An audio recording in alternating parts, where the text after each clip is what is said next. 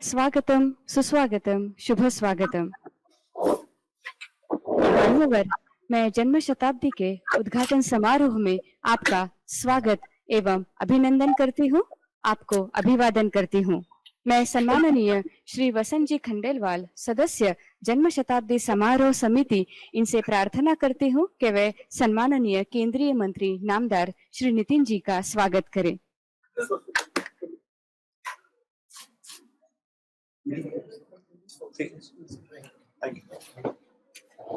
धन्यवाद महोदय।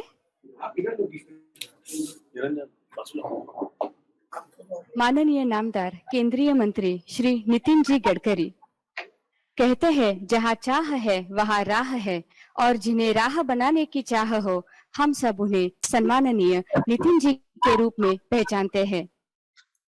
आपके रचनात्मक एवं विकासोन्मुख निर्माणों से आपका परिचय सभी को है। आप भारत सरकार में सड़क परिवहन और राजमार्ग, सूक्ष्म लघु एवं मध्यम उद्यम मंत्री है। अखिल भारतवर्ष आपको अद्वितीय, निर्माणक्षम, तेजस्वी, कर्म में असाधारण सामर्थ्यशील नेतृत्व के रूप में जानता है। आपके इन्हीं गुण विशेषों से आपको विकास पुरुष कहा जाता है। आपने जो रास्तों का, राजमार्गों का, सागरी सेतुओं का, उड्डान पुलों का निर्माण किया है, उससे देश का विकास और भी गतिमान हुआ है। आप ही कहते हैं, American roads are not good because America is rich, but America is rich because American roads are good. Bharat को विश्व गुरु स्थान पर पहुंचाने की जैसे मानो आपकी जिद ही हो, तभी तो आप हजारों युवाओं के लिए न केवल सुनहरे सपने देखते हैं, किंतु उन सपनों को वास्तविकता में लाने के लिए अनेक विकल्पों का भी निर्माण करते हैं। सम्माननीय प्रधानमंत्री श्री नरेंद्र जी मोदी ने आत्मनिर्भर भारत की जो ललकार दी है, तो भारतवर्ष के हजारों युवा आपको प्रेरणा भरी नजरों से देख रहे हैं। इस जन्म शताब्दी उद्घाटन समारोह में हमसे जुड़ने के लिए मैं आपका आभार व्यक्त करती हूँ, आपके प्रति कृतज्ञता व्यक्त करती हूँ। हम आपसे निवेदन करते हैं कि शिक्षा जीवन के लिए, जीवन राष्ट्र के लिए, आत्मनिर्भर भारत की ओर एक कदम, इस विषय पर मार्गदर्शन करें।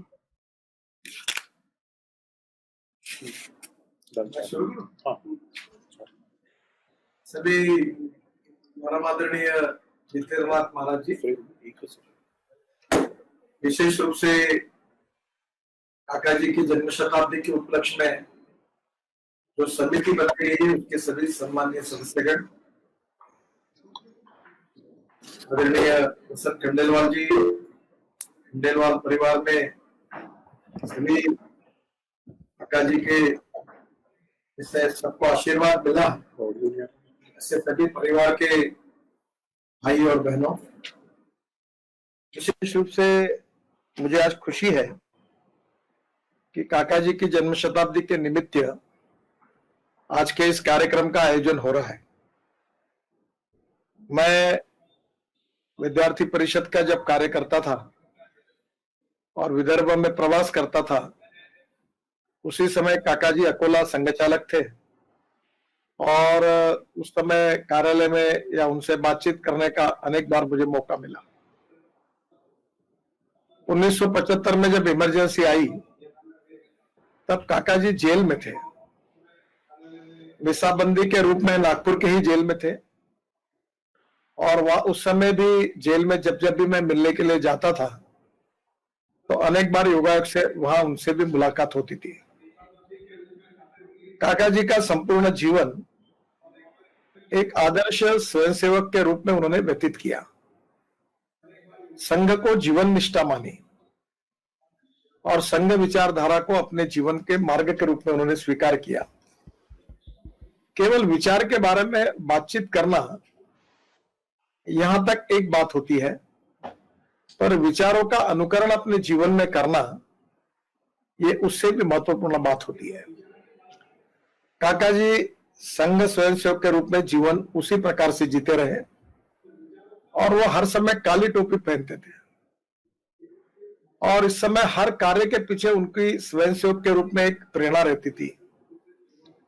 चाहे शिक्षा क्षेत्रों में हो, चाहे स्वास्थ्य के क्षेत्र में हो, अलग अलग क्षेत्र में समाज के शोषित, पीड़ित, दलित सभी लोगों के लिए इस समाज को हम कैसे आगे बढ़ाएं, आगे ले जाएं, हमारे देश को आगे कैसे ले जाएं और समाज में सब सर्वांगीण उन्नति और विकास कैसे हो, यही उनका आत्मचिंतन रहा। और इसी के कारण उन्होंने अपना ये कार्य करते समय हजारों कार्यकर्ताओं को उसी दृष्टि से जीवन जीने की प्रेरणा दी। काका जी ने उनके परिवार में उनके सुपुत्र के रूप में मदन लाल जी हो, बाकी पूरे परिवार के सभी उनके बेटे हैं, जो मैं जिनको गोपाल जी हो, मुझे याद है कि मैं एक बार संघ के उत्सव के लिए आया था तो गोपाल जी के घर में रुका था। तो सब लोगों को काका जी ने प्रेरणा दी और आज भी चाहे हमारा गोरक्षा का विषय हो, गाय के विषय को लेकर किए हुए अनेक उनके उपक्रम हो, सबके पीछे काका जी के संस्कार, उनके विचार, उनके परिवार के लोगों में तो वो विरासत मिली, पर उसके साथ साथ समाज को भी वो मिली है। एक सफल व्यवसायिक के रूप में भी उन्होंने एक अपनी यशस्वी गाथा उनके जीवन में देखने के लिए मिलती है। पर ये सब यशस्वी व्यापार व्यवहार होने के बाद में भी वो केवल संपत्ति का उपयोग अपने लिए हो, ये उनके मन की कभी धारणा नहीं रहती थी। जो जो संघ कार्य होते थे, विश्व हिंदू परिषद का हो, विद्यार्थी परिषद का हो, सेवा कार्य हो, शिक्षा संस्था के कार्य हो, वैद्यकीय सुविधा के कार्य हो, उन सब के लिए वो लगातार उनके लिए पूरे समर्थन के रूप में तन मन धन से उसके लिए पीछे खड़े रहते थे। उस समय भाऊ साहब लाहने थे, प्रमिला ताई टोपले हमारे काम करती थी, मंत्री भी थी, और मैं बहुत नजदीक से उस परिस्थिति को मैंने देखा है। और इसलिए उन्होंने सहकार क्षेत्र में बैंक के निर्माण के करने की दृष्टि से भी जो सहयोग हो, शिक्षा संस्थाओं का निर्माण करने में और सेवा कार्य में भी, और अपने विचारों के अनुरूप अनेक कार्यक्रमों में उन्होंने इनिशिएटिव लिया और आज उन्होंने किए हुए यशस्वी कार्य बहुत बड़े बने। और मुझे इस बात की खुशी है कि उन्हीं के विचारों के आदर्श पर हमारी शिक्षा संस्थाएं हो, हमारी वैद्यकीय सेवाओं के काम हो, या हमारी बैंक हो, और हमारे अलग अलग प्रकार के क्षेत्र में जो काम थे उसको सर्वव्यापी बनाया, सर्वस्पर्शी बनाया। और अकोला जिले में हमारे संघ के कार्य को ही नहीं तो संघ विचार को और बाद में भारतीय जनता पार्टी के भी कार्य का जो विस्तार हुआ है, ये विस्तार केवल हम जैसे नेताओं के कारण नहीं हुआ है। तो काका जी जैसे कार्यकर्ताओं ने एक नींव के पत्थर के रूप में अपने जीवन में जो कुछ समर्पित किया इस यज्ञ में, और उसके परिणाम के स्वरूप आज हमें यह दिन देखने के लिए मिल रहा है। और इसीलिए कभी कभी मैं याद करता हूं कि काका जी जब काम करते थे तो प्रतिकूलता थी, मान सम्मान प्रतिष्ठा नहीं थी, सरकार का विरोध था, संघ विचार को, संघ कार्य को विरोध करके उसको कुचलने की कोशिश की जा रही थी। ऐसे समय प्रतिष्ठा, मान, सम्मान कोई नहीं था, सत्ता कोसों में दूर थी, ना भारतीय जनता पार्टी का कोई अस्तित्व था, ना कुछ था। ऐसे स्थिति में उन्होंने अपने विचारधारा के आधार पर उस कठिन स्थिति में कार्य विस्तार करने की लगातार कोशिश की, और इसलिए कार्यकर्ता के रूप में वो हमारे लिए आदर्श है।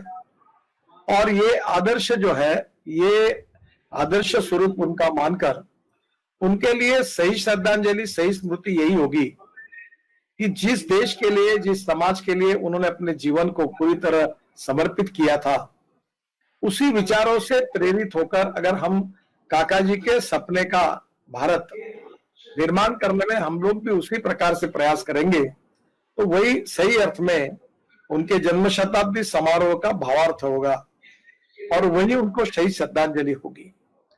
और इसलिए मैं निश्चित रूप से ये कहूंगा कि आज हमारी विचारधारा को, हमारी संगठन को भारत में ही नहीं तो पूरे विश्व में जो प्रतिष्ठा मिली है, मान सम्मान मिला है, हमारे विचारधारा को जो महत्व मिला है, इसमें काका जी जैसे समर्पित स्वयंसेवक का कार्य हम कभी भूल नहीं सकते।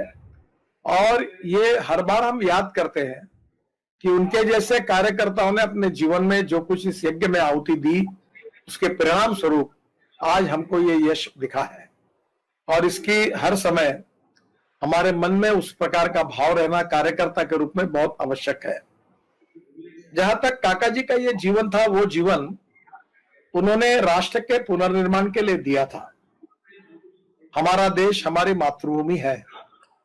हम दो चार रहे न रहे पर तेरा वैभव अमर रहे मां, ये हमारा संस्कार है।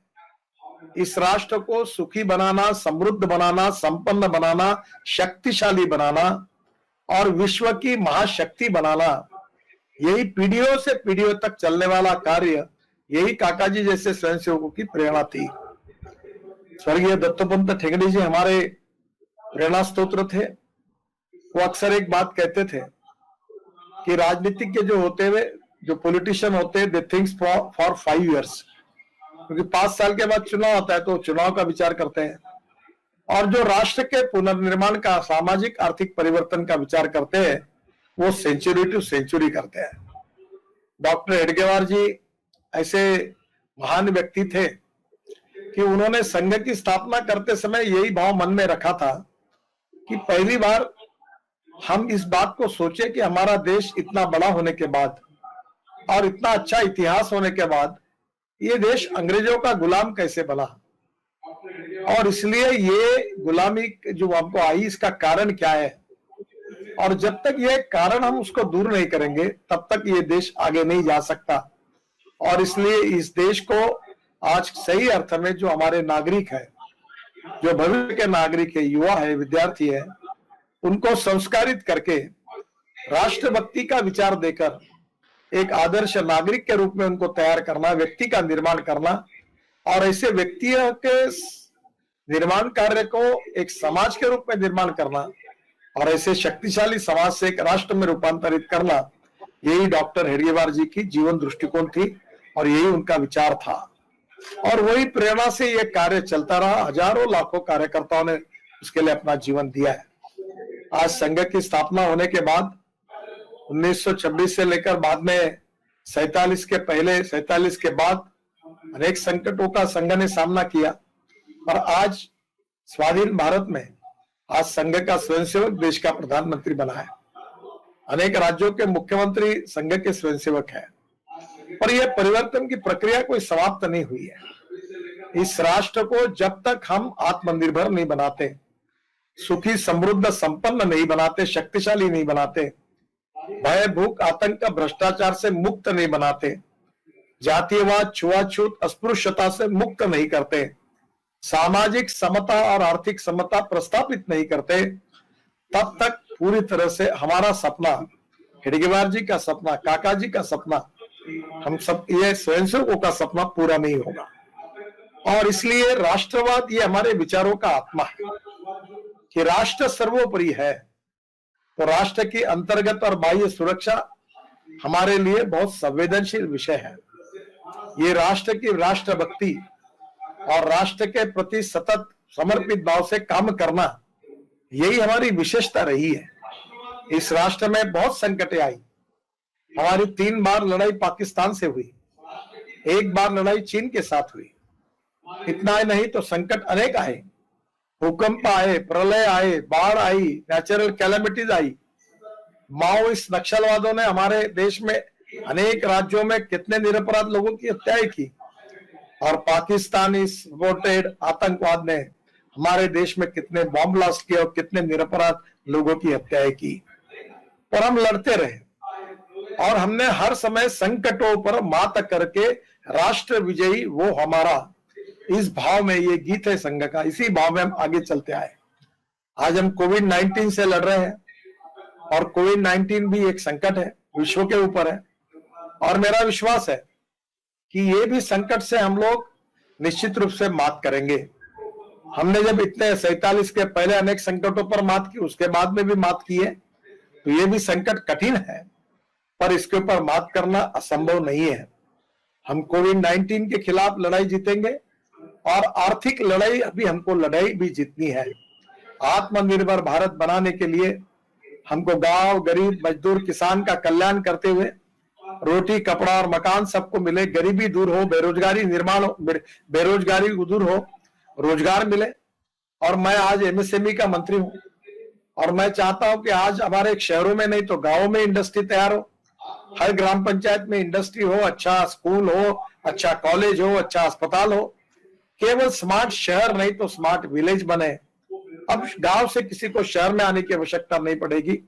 टेक्नोलॉजी बदली है, इंफॉर्मेशन टेक्नोलॉजी और बायोटेक्नोलॉजी हमारा भविष्य है, और दोनों का उपयोग करके हम प्रगति और विकास की ओर जाएंगे। गांव में कोई गरीब नहीं होगा, यही हमारी कल्पना है, यही हमारी विजन है। Innovation, entrepreneurship, science, technology, research, skill and successful practices, इसको हम नॉलेज कहते हैं, और वही knowledge, conversion of knowledge into wealth हमारे देश का भविष्य है। We are a rich nation with a poor population. अब हमारा देश भी धनवान बनना चाहिए है, और हमारी जनता भी धनवान बननी चाहिए। गांव, गरीब, मजदूर, किसान, 115 एस्पिरेंट डिस्ट्रिक्ट्स, और उसके साथ साथ हमारा कृषि क्षेत्र, ग्रामीण क्षेत्र, हमारा वन क्षेत्र, जंगल का क्षेत्र, और विशेष रूप से जल, जमीन, जंगल और जानवर, इस पर आधारित हमारी विचारधारा राष्ट्र के पुनर्निर्माण की, और एक तरफ ज्ञान, विज्ञान, तंत्र विज्ञान का उपयोग करना, और हमारी संस्कृति, इतिहास और विरासत का आधार, हमारी परंपरा, जो अच्छी परंपरा है उनको साथ लेकर विज्ञान का, तंत्र विज्ञान का, टेक्नोलॉजी का उपयोग करके इंफॉर्मेशन टेक्नोलॉजी, बायोटेक्नोलॉजी में हमको आगे जाना है। और इसलिए मैं मानता हूं कि ये दोनों का समन्वय रखकर सबसे महत्वपूर्ण बात जो संघ के संस्कारों से मिली है वो मूल्याधिष्ठित जीवन पद्धति, मूल्याधिष्ठित परिवार पद्धति, और मूल्याधिष्ठित हमारी जो जीवन पद्धति है, परिवार पद्धति है, वो मूल्याधिष्ठित है। और ये मूल्य क्या है, मुझे याद आ रही है काका जी के समय हमारे खामगांव के धीरज सहस्त्रबुद्धे थे, और वो भी संगम में बहुत अच्छे विचारक थे। उनका एक जीवन मूल्य करके मराठी में बहुत सुंदर किताब है कि मूल्य क्या होते हैं। सच बोलना, तो लोगों की सेवा करना, विशेष रूप से आत्मनिर्भर भारत बनाते समय ये जो जीवन मूल्य है उसके संस्कार ग्रहण करके आर्थिक प्रगति और विकास की ओर आगे जाते हुए इन मूल्यों के आधार पर समाज की रचना करना और राष्ट्र की रचना करना उतना ही आवश्यक है। आर्थिक संपन्नता मिलेगी, पर जहां जहां आर्थिक संपन्नता मिली है उन देशों में और उन परिवारों में भी नई समस्याएं पैदा हुई है। पैसा आवश्यक है, पर पैसा जीवन का, संपत्ति जीवन का साधन है, पर साध्य नहीं हो सकता। No philosophy can be taught to empty stomach, ऐसे विवेकानंद जी ने कहा है। और इसलिए हमें भौतिकवादी साधनों का विकास करना देश के विकास के लिए आवश्यक है, साधन संपत्ति का विकास करना आवश्यक है, पर साधन संपत्ति के साथ मूल्याधिष्ठित संस्कार पद्धति उतनी आवश्यक है जो काका जी के जीवन में हमने देखी। व्यक्तिगत जीवन में उन्होंने आर्थिक दृष्टि से अपने उद्योग व्यापार में प्रगति की, पर ईमानदारी से, सचोटी से, ऑनेस्टी के साथ व्यवहार किया। व्यापार में 2 पैसे कमाए, पर कोई लांछन नहीं लगा सका। सोने चांदी का व्यापार करते समय कितने प्रकार में लोग आते हैं, तो मैं अक्सर कहता हूं कि ये सोने चांदी का व्यवसाय जो होता है, ये शोरूम कितनी चकाचक है इस पे नहीं चलता। तो ये व्यवसाय करने वाले जो मालक है उनकी विश्वसनीयता कितनी है, ईमानदारी कितनी है, क्या वो हमको ईमानदारी से कैसा काम करते हैं, इसके आधार पर चलता है। और इसीलिए काका जी ने स्थापन किया उद्योग, जो व्यापार था वो विकसित हुआ। और मुझे विश्वास है कि मदन लाल जी हो, गोपाल जी हो, और आज की सब पीढ़ी भी काका जी ने बताए हुए जीवन मूल्यों के आधार पर चल रही है कि हम किसी को झूठ नहीं बोलेंगे, फंसाएंगे नहीं। ऑनेस्टी, ईमानदारी, क्रेडिबिलिटी, विश्वसनीयता, ये भी एक मूल्य है। और मुझे अगर पूछेंगे तो टेक्नोलॉजी और संपत्ति से ज्यादा विश्वसनीयता ये सबसे बड़ा कैपिटल है। और इसलिए भविष्य के पीढ़ी में इन संस्कारों को निर्माण करते हुए, ज्ञान, विज्ञान, तंत्र विज्ञान का उपयोग करते हुए, आर्थिक संपन्नता के साथ, सामाजिक आत्मनिर्भरता के साथ हमारे समाज को, हमारे देश को मूल्याधिष्ठित जीवन पद्धति से आदर्श समाज के रूप में भी परिवर्तित करना। सबको रोटी, कपड़ा, मकान भी मिले, समृद्धता है, संपन्नता है, एयरपोर्ट बने, रेलवे स्टेशन बने, बड़े हवाई जहाज आए, इंडस्ट्री आए, सब कुछ डेवलप हो, और उसके साथ 3 बातों में महत्वपूर्ण बातों का हमने विचार किया है: ethics, ecology and environment and economy. Ethics यानी सिद्धांत, इकोलॉजी एंड एनवायरनमेंट जो है हमारा पर्यावरण, हमारा सस्टेनेबल जीवन, आत्मनिर्भर जीवन बनते समय वो जल प्रदूषण और वायु प्रदूषण से मुक्त हो, हमारे यहाँ पेड़ की कटाई ना हो, ग्रीनरी तैयार हो, और दूसरी तरफ हमारी इकोनॉमी वर्ल्ड की बेस्ट इकोनॉमी बने। हम इंपोर्ट करने वाले नहीं, हम एक्सपोर्ट करने वाले बने। दुनिया की ऐसी कोई चीज नहीं होगी जो हिंदुस्तान में नहीं मिलेगी। हम किसी के ऊपर डिपेंड नहीं होंगे, तो हमारे ऊपर दुनिया डिपेंड होगी, पर हम आत्मनिर्भर भारत, स्वावलंबी भारत, सामर्थ्यशाली भारत और शक्तिशाली भारत का निर्माण करेंगे। भय, भूख, आतंक, भ्रष्टाचार से तो देश को मुक्ति देंगे ही, पर मूल्याधिष्ठित जीवन पद्धति के आधार पर, इतिहास, संस्कृति और विरासत के आधार पर हम इस देश का निर्माण करेंगे। यही हमारा सबका सपना है और यही काका जी का सपना था, यही संघ स्वयंसेवकों का सपना था, यही डॉक्टर हेडगेवार जी का सपना था, और यही गांव में काम करने वाले छोटे छोटे कार्यकर्ता जो गरीब है, गांव में काली टोपी पहनकर आज भी गांव में जाते हैं। मुझे याद है अर्जुनराव वानखेड़े भगवी टोपी पहनकर आते थे। किशनलाल जी संचेती और अर्जुनराव वानखेड़े दोनों भगवी टोपी पहनते थे। तब बुल्ढाना जिले में जाते थे तो सब भगवी टोपी पहने हुए लोग दिखते थे, क्योंकि वो विचारधारा के प्रति वो समर्पित थे। पूरा जीवन उन्होंने उसके लिए दिया था, और मुझे बहुत नाज है, अभिमान है, और मैं हर समय याद करता हूं कि मैं जो कुछ भी हूं वो मेरे कारण नहीं हूं। जो कुछ हमें अवसर मिला है वो केवल मेरे कर्तृत्व के और गुणवत्ता के कारण नहीं मिला है। ये जो कुछ हमें मिला है, मान, सम्मान, प्रतिष्ठा, इसका कारण मेरे परिवार के जो लाखों करोड़ों स्वयंसेवकों ने, काका जी जैसे होंगे, अर्जुनराव वानखेड़े जैसे हो, भाऊ साहब लाने जैसे हो, हमारे किशनलाल जी जैसे हो, भाऊ साहब फुनकर चले गए। मुझे मालूम है अकोला, बुल्ढाना जिले में कितने कार्यकर्ताओं ने कितना काम किया था। इन सब लोगों ने प्रतिकूल परिस्थिति में जो काम किया है, उन्होंने इस विचारधारा को, इस संगठन को प्रतिष्ठा दिलाई है, और उनके प्रयासों के कारण हमारे जैसे, मेरे जैसे, संजय धोत्रे जैसे ऐसे अनेक कार्यकर्ताओं को आज प्रतिष्ठा, सम्मान मिली। ये हमारे कर्तृत्व की और गुणवत्ता की जीत नहीं है, ये उन लाखों करोड़ों कार्यकर्ताओं का समर्पण है। पर अभी भी उनका सपना पूरा नहीं हुआ है, आत्मनिर्भरता का सपना पूरा नहीं हुआ, और सुखी, समृद्ध, संपन्न राष्ट्र का भी सपना पूरा नहीं हुआ। आज भी हमको आगे जाना है, चरैवती चरैवती, चलते रहना चाहिए। यही परम पूजनीय गोविलकर गुरु जी का मंत्र था, जो डॉक्टर हेडगेवार जी और गुरु जी, इनके लिए भगवान के रूप में काका जी जैसे लोग मानते थे।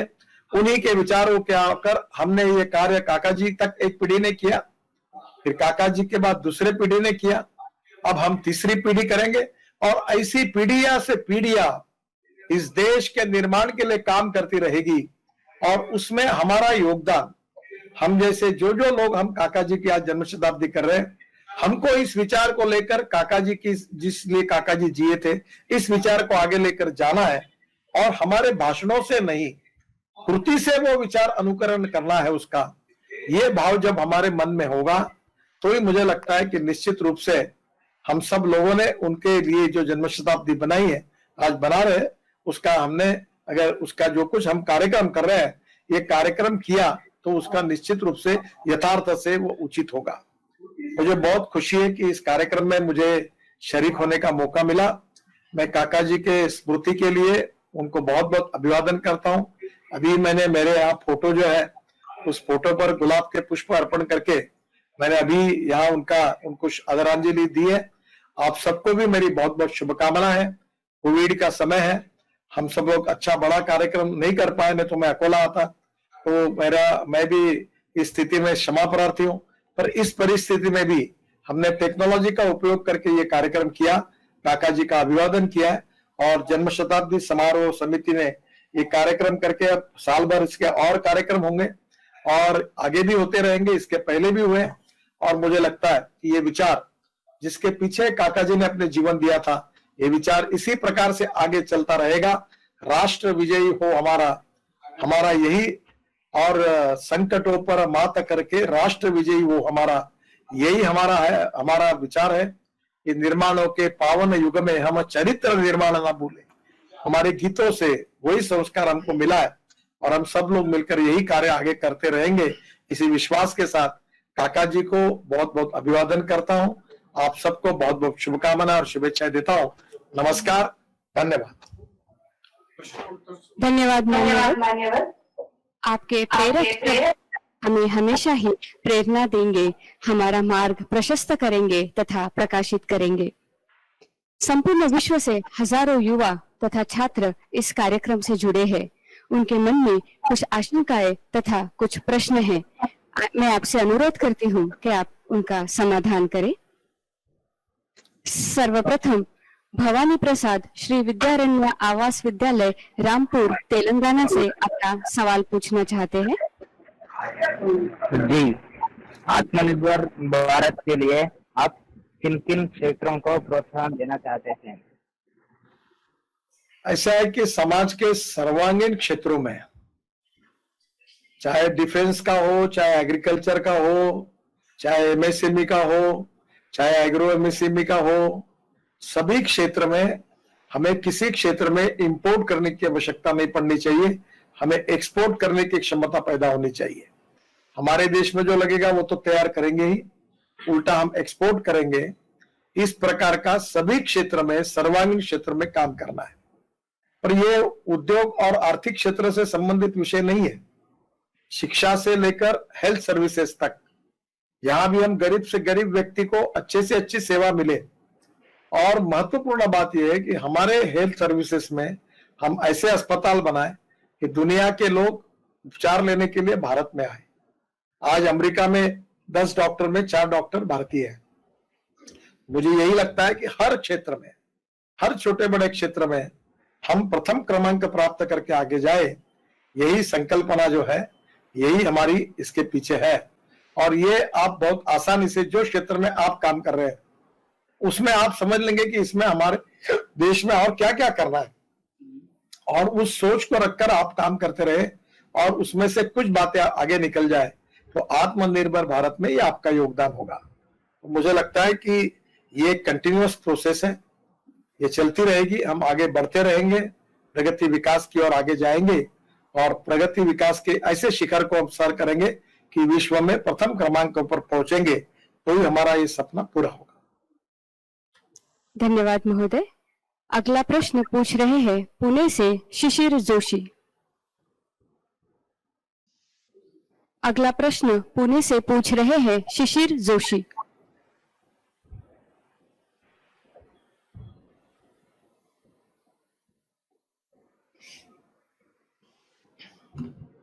उनका आवाज नहीं आ रहा है।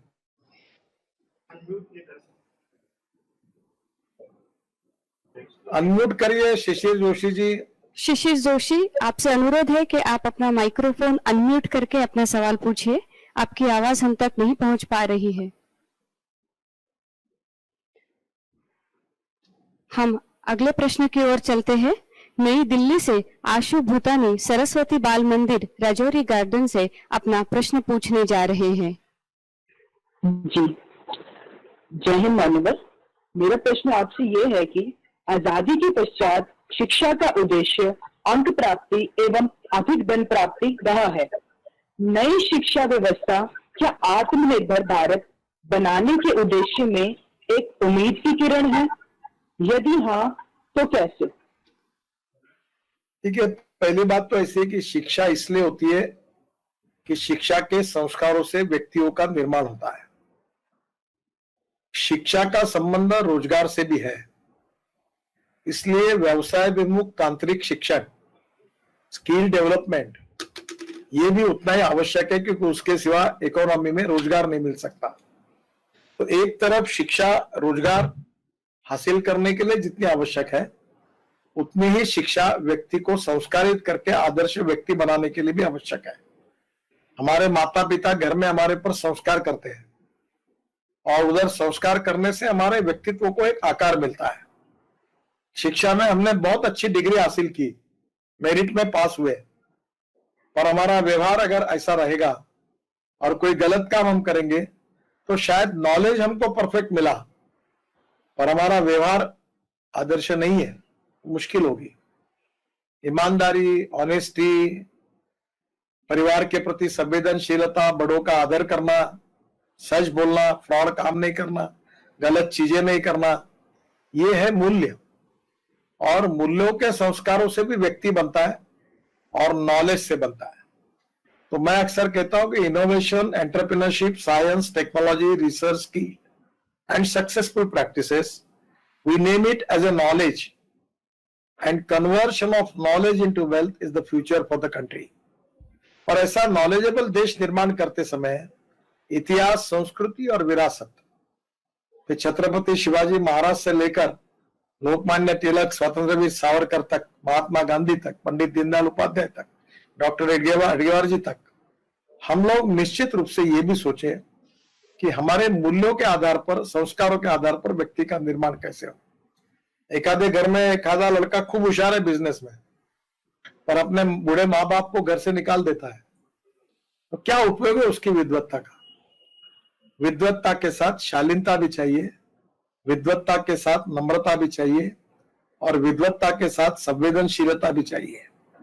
समाज के गरीब से गरीब व्यक्ति के प्रति संवेदनशीलता नहीं होगी और व्यक्ति कितना भी विद्वान होगा, वह एक तरफी विकास है। और इसलिए इंटीग्रेटेड अप्रोच फॉर डेवलपमेंट, जिसमें ज्ञानार्जन भी हो, अर्थार्जन भी हो और हमारा व्यवहार भी उसके अनुरूप हो, ऐसे आदर्श व्यक्ति के रूप में हम समाज में तैयार हो। इन तीनों सभी बातों को इकट्ठा होकर जो ओवरऑल इंपैक्ट होगा, उसी से आत्मनिर्भर भारत बनेगा। और आत्मनिर्भर भारत बनाने में हम जो जो क्षेत्र में काम कर रहे हैं, उसमें हम लोग विश्व में प्रथम क्रमांक पर जाए। हम इंपोर्ट करने वाला नहीं, एक्सपोर्ट करने वाला देश बने। अभी जैसे हमारे यहाँ 1 एकड़ में समझो 6 क्विंटल सोयाबीन होता है और अमेरिका में 30 क्विंटल होता है। तो हम हमारे किसानों को 30 क्विंटल सोयाबीन जब तैयार करने की टेक्नोलॉजी देंगे, तो हम आत्मनिर्भर किसान यानी आत्मनिर्भर भारत बनेंगे। तो हमें सभी क्षेत्रों में जो सबसे अच्छी प्रगति का लैंडमार्क है, वहां तक हमको जाना है। और वो हम सब लोग, उस क्षेत्र के लोग प्रयास करेंगे, आगे आएंगे, तो हम एक तरफ से समृद्ध, संपन्न, शक्तिशाली, आत्मनिर्भर भारत यानी सुपर इकोनॉमिक पावर की ओर जाएंगे। 5 ट्रिलियन की इकोनॉमी बनेगी, 100 लाख करोड़ का इंफ्रास्ट्रक्चर बनेगा, यही भाव उसमें है। धन्यवाद। इसके पश्चात हरीश शर्मा भोपाल से अपना प्रश्न पूछना चाहते हैं। हरीश, अपना माइक्रोफोन ऑफ करके अपना प्रश्न पूछिए। मेरा प्रश्न है कि आज व्यवसायिक शिक्षा ग्रहण करने वाले ज्यादातर विद्यार्थी बहुराष्ट्रीय कंपनियों में एक अच्छी नौकरी करने का सपना देखते हैं। आत्मनिर्भर भारत की संकल्पना साकार करने हेतु कैसे विद्यार्थियों को आत्मनिर्भर व्यवसाय तथा राष्ट्रता की प्रेरणा मिल सकती है? देखिए, आपने नौकरी कहाँ करना, ये आपका प्रश्न है। इस देश में टेक्नोलॉजी का अपग्रेडेशन करना, एफडीआई यानी फॉरेस्ट इन्वेस्टमेंट लाना, ये आज के इकोनॉमी के लिए आवश्यक बात है। आज हमारे देश की सबसे बड़ी समस्या लिक्विडिटी की है, और इसलिए जितनी फॉरेन इन्वेस्टमेंट आएगी उतनी हमारी इकोनॉमी का व्हील गतिशील होगा। वो लाना चाहिए, वो करना चाहिए, उसमें कोई आपत्ति नहीं है। एक्सपोर्ट को बढ़ाना चाहिए, आर्थिक रूप से देश को मजबूत करना चाहिए। और इसलिए मैं ये मानता हूं कि इसमें जो लोग आगे आते हैं, उसमें 2 प्रकार की बातें हैं। हमारे यहाँ इंस्टीट्यूट ऑफ मैनेजमेंट है, इंस्टीट्यूट ऑफ फाइनेंशियल मैनेजमेंट है, institute of human resource management है, पर इंस्टीट्यूट ऑफ एंटरप्रेन्योरशिप नहीं है। मैं मानता हूं कि जितना मैनेजमेंट, इकोनॉमिक्स और इंडस्ट्री मैनेजमेंट सब महत्वपूर्ण है, एंटरप्रेन्योरशिप भी बहुत महत्वपूर्ण है। और एंटरप्रेन्योरशिप बढ़ती है पारिवारिक माहौल से या दोस्त मित्रों से या जहां आप काम करते हैं वहां से। अभी जैसे काका जी अच्छे सफल व्यवसायी थे, तो उनमें एंटरप्रेन्योरशिप थी, तो उन्होंने चांदी सोने के इसके व्यवसाय को डेवलप किया। पर ये एंटरप्रेन्योरशिप उनके पास थी, तो वो कोई इंजीनियर नहीं थे, गोल्ड और सिल्वर को कन्वर्ट करने के टेक्नोलॉजी के एक्सपर्ट नहीं थे, पर उनमें एंटरप्रेन्योरशिप थी। और एंटरप्रेन्योरशिप ने टेक्नोलॉजी को भी लाया, रिसोर्सेस को भी लाया, और दोनों के कारण वो आगे गए। तो आज समाज में नौकरी करने के बजाय नौकरी मांगने वाला नहीं, मैं नौकरी देने वाला बनूंगा, मैं रोजगार तैयार करूंगा, और ग्रामीण कृषि क्षेत्र में मैं टेक्नोलॉजी का उपयोग करूंगा, waste to wealth and knowledge to wealth. ऐसे कहने वाले लोग अगर आएंगे, उद्यमशीलता, एंटरप्रेन्योरशिप बढ़ेगी, तो निश्चित रूप से अच्छा होगा। मैं छोटी सी रिक्वेस्ट करूंगा आप सबको कि मैं नौकरी करूंगा अच्छे जगह, ये सपना मत रखिए। मैं नौकरी करने वाला नहीं, नौकरी देने वाला बनूंगा और हजारों लाखों लोगों को उनके जीवन का मार्ग दिखाऊंगा, और मैं भी कमाऊंगा और उनको भी कमाने के लिए दूंगा। ये भाव से काम करेंगे तो और हमारी प्रगति और विकास आत्मनिर्भर भारत की दृष्टि से और आगे जाएगा। धन्यवाद। अगला प्रश्न पूछ रहे हैं साहिल खंडेलवाल कोयम्बतूर से। नमस्ते। मेरा प्रश्न ये है कि आज भारत में ज्यादातर विद्यार्थियों की परिस्थिति ऐसी है कि वो अपना पैशन और अपना सपना पूरा नहीं कर पाते, तो इन विद्यार्थियों को कैसे अपना सपना पूरा करने की स्वतंत्रता मिलेगी और उसका प्रभाव क्या होगा? देखिए, आपने देखा होगा कि छोटा बच्चा आईएएस पास करके कलेक्टर बना है, जिसके घर में अभ्यास करने के लिए लाइट नहीं थे। अवसर सबको मिलते हैं। There are some people who convert problems into opportunities, and there are some people who convert opportunities into the problems.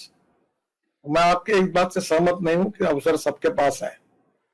आपको यश नहीं मिलता इसका मतलब आपका नसीब खराब है, ऐसा नहीं है। अगर आपको इच्छित यश नहीं मिला है तो इसका अर्थ आपके प्रयास कम पड़े हैं और ज्यादा प्रयास करने की आवश्यकता है, ये उसका अर्थ है। हम मेहनत करते रहे, चलते रहे, हमें यश मिलेगा, चाहे व्यवसाय में हो, चाहे नौकरी में हो, चाहे व्यक्तिगत जीवन में हो। तो मुझे लगता है कि हमें समाज में सभी प्रकार का स्वातंत्र्य है और सभी प्रकार के मार्ग हमारे लिए खुले हैं। किस मार्ग से जाना, क्या करना, ये हमें तय करने का अधिकार है। कोई सरकार बंधन नहीं डालती कि आप ये करो मत। जो वैधानिक व्यवसाय है, रोजगार के लिए, शिक्षा के लिए आपके अधिकार है, उसमें कोई अड़चन नहीं है। तो मुझे लगता है आप आपके जीवन में तय करिए और आपके जीवन की योजना बनाइए। पर हमारी स्थिति ऐसी है कि हमारे में से बहुत से लोगों का जीवन ऐसा है कि मैं तो चला जिधर चले रास्ता। उनका जीवन निश्चित नहीं है, वो रास्ता जैसे जाता वैसे जाते रहते हैं। और कुछ लोग कौन से रास्ते से कहाँ का जाना, अपना रास्ता निश्चित रूप से तय करते हैं और वहां पलटते हैं और अपने इच्छित जगह पर जाते हैं। तो आपने अगर जो इच्छित जगह जाने का तय किया, उस रास्ते को चुनने का अधिकार आपको है। वो चुनिए, प्रयास करिए, मेहनत करिए। कोई असफलता आखिरी नहीं होती। असफलता में ही सफलता का राज छिपा हुआ रहता है। और मेहनत करें कि वे हमारे प्रयास कम पड़े इसलिए हम सफल नहीं हुए, और आगे मेहनत करें और आगे जाए। अंतिमता हम लोग यशस्वी होंगे और आगे जाएंगे। इसी भाव में जाना चाहिए। एक बात जरूर करिए, नकारात्मकता, फ्रस्ट्रेशन, निराशा और भविष्य भगवान ने दिया नहीं दिया, इसके ऊपर डिपेंड मत रहिए। सामर्थ्य आहे चळवळीचे जो करी रथयाचे, यानी जो सामर्थ्य से प्रयास करेगा उसका ही भविष्य है। तो मुझे लगता है कि हम लोग प्रयास करते रहे, चलते रहे, जाते रहे, काम करते रहे और निश्चित रूप से हमको यश मिलेगा। और मैं ये मानता हूं कि कहीं उसमें सफलता मिलती है, कभी असफलता मिलती है।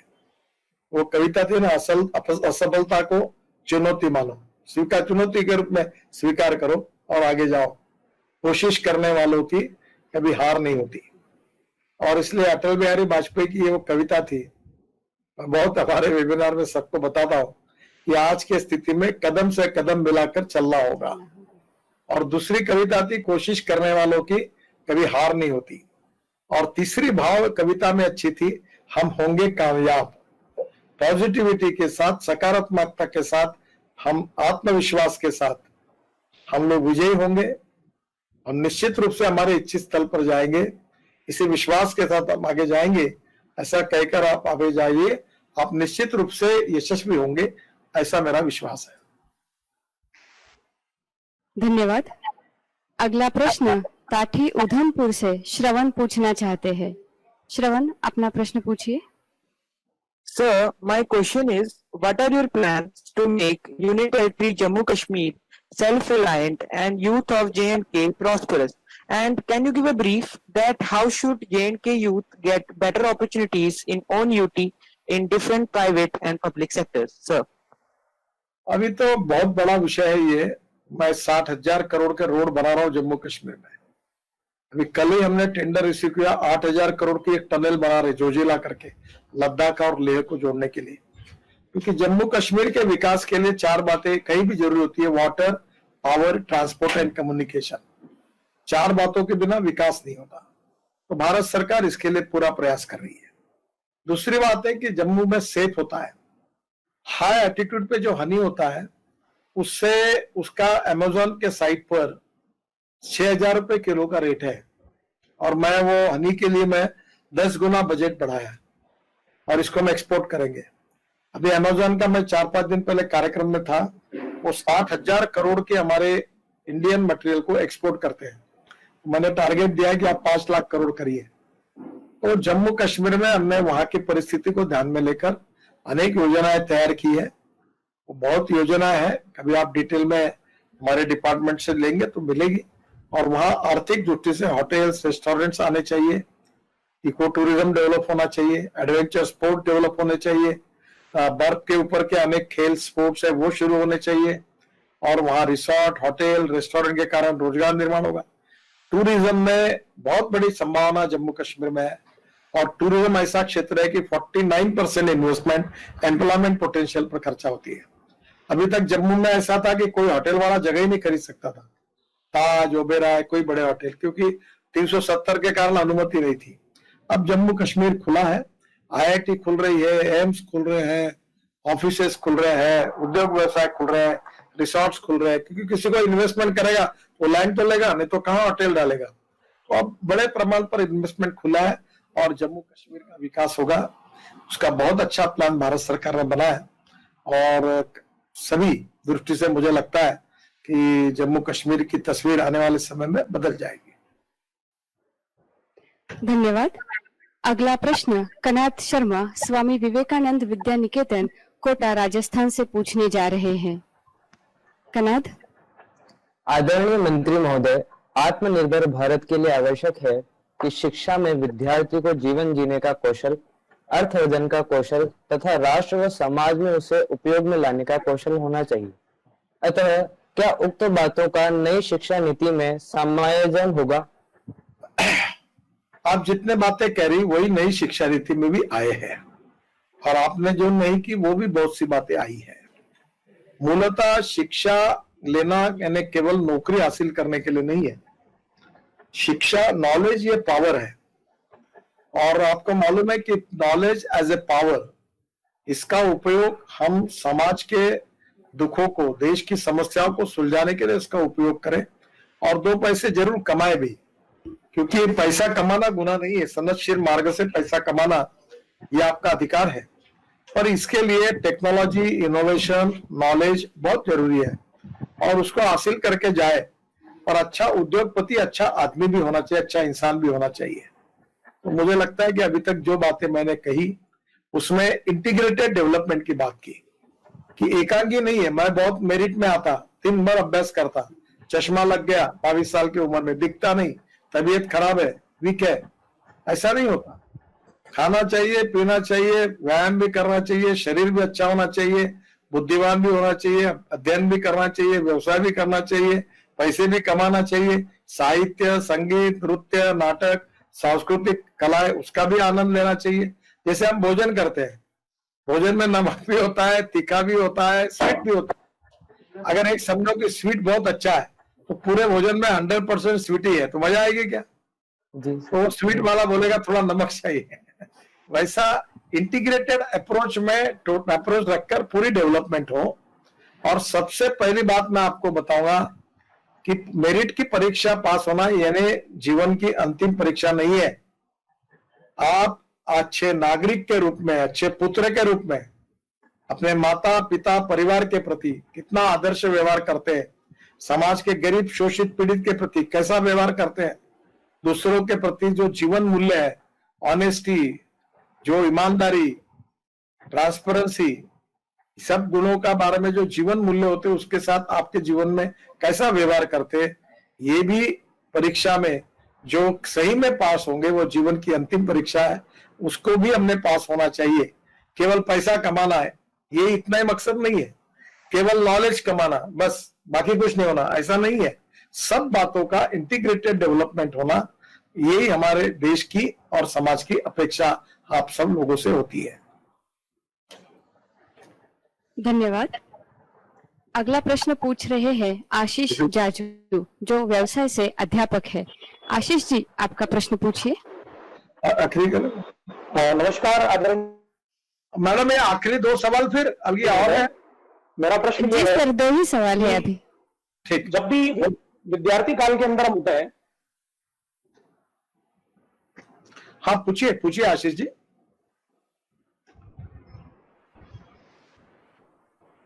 आशीष जी पूछिए।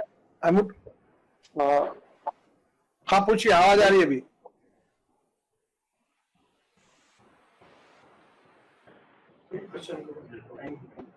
आशीष जी पूछिए अपना सवाल।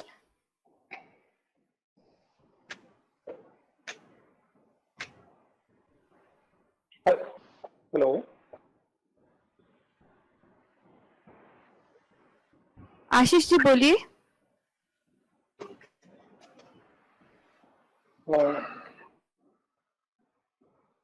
मेरा प्रश्न ये है कि शिक्षा प्रणाली में ऐसा क्या परिवर्तन हो, या शिक्षा प्रणाली में ऐसा क्या समायोजित किया जाए ताकि विद्यार्थी जब किसी सक्षम स्तर पर पहुंचे तो वो राष्ट्रभाव को प्रथम स्थान पर रखकर कार्य करे। आपके स्कूल में काका जी जैसे स्वयंसेवकों ने, देशभक्तों ने अनेक संस्थाएं स्थापन की। वहां शिक्षा के साथ साथ बाकी भी बातें पढ़ाते हैं, अच्छे संस्कार होते हैं, सामाजिक दायित्व के, राष्ट्रीय दायित्व के, उससे भी व्यक्ति निर्माण होता है। तो हमारे आगे पीछे बाजू बाजू बहुत अच्छी बातें होती है। अच्छी बातों को संग्रहित करके अपने जीवन में स्वीकार करना, और जो जो बुरी बातें हैं उसको हमने छोड़ना, यही अच्छा व्यक्ति बनाने का, व्यक्ति निर्माण का कार्य होता है। और ऐसा होता है कि मैं बहुत बार ये कहता हूं कि बहुत एक दूर से जिन लोगों को देखते हैं और मन में लगता है कि वो बहुत बड़े व्यक्ति है, उनके नजदीक जाने के बाद व्यवहार में पता चलता है कि मैं जिनको बहुत बड़ा समझ रहा था वो बहुत छोटे हैं, और दूर से मैं जिनको बहुत छोटा समझ रहा था, जो अनपढ़ थे, अशिक्षित थे, उनके नजदीक जाने के बाद उनके चाल चलन, व्यवहार और चरित्र से पता चला कि ये बहुत बड़े हैं। तो अच्छाई पर किसी की पेटेंट नहीं है। अच्छाई जो है उसकी कॉपी करने का सबको अधिकार है। आप में कोई अच्छाई होगी तो उसकी कॉपी मैं करूंगा, मेरे में कोई अच्छाई होगी तो उसकी कॉपी आप करिए, और दोनों मिलकर अच्छाई के गुणों को व्यक्तित्व में बढ़ाते जाइए, उससे ही अच्छे व्यक्ति निर्माण होंगे। और इसलिए इंटीग्रेटेड डेवलपमेंट, सर्वांगीण उन्नति और विकास, इसमें सभी बातों का विचार करिए। आपका शरीर भी अच्छा होना चाहिए, व्यायाम भी करना चाहिए, और उसके साथ साथ आपको अच्छा भोजन भी मिलना चाहिए, आपने अच्छा पढ़ना भी चाहिए, मेरिट में भी आना चाहिए, और स्पोर्ट्स में, कल्चरल एक्टिविटीज में भी अच्छा रहना चाहिए, सेवा का भी काम करना चाहिए। और इस प्रकार का एक अच्छा डायनेमिक लीडरशिप जिसको कहते हैं, वैसे डायनेमिक व्यक्तित्व आपका निर्माण होगा। तो ऐसे व्यक्तित्व ही देश को और समाज को समृद्ध संपन्न बनाते हैं। और ये प्रक्रिया ईयर्स टू ईयर चलती है। और जो संघ में गए, विद्यार्थी परिषद में गए, अपने परिवार में गए, अच्छी शिक्षा संस्थाओं में गए, वहां से 8-8, 10-10 साल कार्य करने के बाद, पढ़ने के बाद वो एक अलग अच्छे व्यक्ति हुए। यही प्रेरणा और यही उसकी उनसे अपेक्षा होती है। धन्यवाद। हमारा अंतिम प्रश्न पूछ रहे हैं मुंबई से वरद Joshi. Good afternoon, sir. So, being a second-year technical student, what should be my role towards contributing for the Atmanirbhar Bharat goal in these testing times? Thank you, sir. पहले आपके जीवन में आप आत्मनिर्भर बन जाइए, अच्छी पढ़ाई लीजिए, अच्छी नौकरी या अच्छा व्यवसाय करिए। आप देखो, पंडित जवाहरलाल नेहरू कहते थे, India is not a nation, it is a population. और जितने व्यक्ति है उतने प्रश्न है देश के लिए। तो मैं इतना ही हम लोग करें कि भाई मैं देश के सामने प्रश्न नहीं रहूंगा। तो पहली बात, आप अच्छा बनिए, अच्छा रोजगार कमाइए, परिवार की चिंता करिए, और सेवा भाव से लोगों को भी मदद करिए। आप अच्छे बनेंगे, समाज अच्छा बनेगा, देश अच्छा बनेगा। तो पहले परिवर्तन की शुरुआत आपसे करिए, फिर धीरे धीरे आपकी ताकत के अनुसार बढ़ते जाएंगे, वैसे समाज में वो काम करते जाइए और आगे जितना आपकी क्षमता है उतना अच्छा काम करिए। आपको आप पहले प्रायोरिटी आपके ऊपर रखिए और ऐसे हजारों लाखों करोड़ों लोग तैयार हो जाएंगे तो हम एक सुखी, समृद्ध, संपन्न, आत्मनिर्भर भारत वैसे ही बन जाएंगे। धन्यवाद। मैं सम्माननीय श्री गोपाल जी खंडेलवाल, अध्यक्ष आयोजन समिति, इनसे अनुरोध करती हूँ कि वे इस उपलक्ष्य पर अपने विचार प्रकट करें। मैं हृदय से नामदार श्री नितिन जी गडकरी जी का अभिवादन करता हूं। इस कार्यक्रम का जो उद्देश्य है, शिक्षा जीवन के लिए, जीवन राष्ट्र के लिए, आत्मनिर्भर भारत की ओर एक कदम, आज नितिन जी ने बहु प्रश्नों को इतना प्रेरणादायी तरीके से हमको संबोधित किया है, बच्चों को संबोधित किया है कि जन्म शताब्दी का ये उद्घाटन समारोह है, ये सही मायने में बच्चों को प्रेरणादायी, आने वाले जीवन में दिशा देने वाला इतना अच्छा मार्गदर्शन सन्माननीय केंद्रीय मंत्री नामदार श्री नितिन जी से मिला है। मैं आयोजन समिति के अध्यक्ष के नाते उनका हृदय से आभारी हूँ कि बहुत ही अच्छा उद्बोधन इस अवसर पर, उद्घाटन के अवसर पर आपका हमें मिला है। मैं सदैव आपका ऋणी रहूंगा। इसी भाव के साथ पुनश्च आपका मनपूर्वक धन्यवाद। यही प्रेरणा के शब्द आपके हमें हमेशा याद रहेंगे। इस कार्यक्रम में आपके अतुल्य योगदान तथा मार्गदर्शन के लिए मैं आयोजन समिति की ओर से आपके प्रति आभार व्यक्त करती हूँ, अपनी कृतज्ञता ज्ञापित करती हूँ। ठीक है, धन्यवाद। धन्यवाद। नमस्कार। देश विदेश से हमसे जुड़ने वाले सभी श्रोताओं का भी मैं धन्यवाद देती हूँ, उनके प्रति आभार व्यक्त करती हूँ।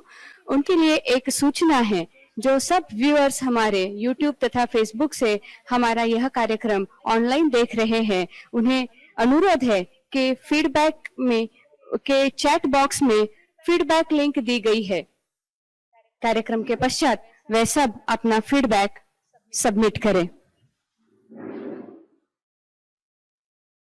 इस कार्यक्रम में हमसे जुड़ने के लिए मैं सभी विशेष व्यक्ति तथा छात्र, इन सब का आभार व्यक्त करती हूँ, धन्यवाद देती हूँ और इसी के साथ यह जन्म शताब्दी का उद्घाटन समारोह संपन्न हुआ। धन्यवाद।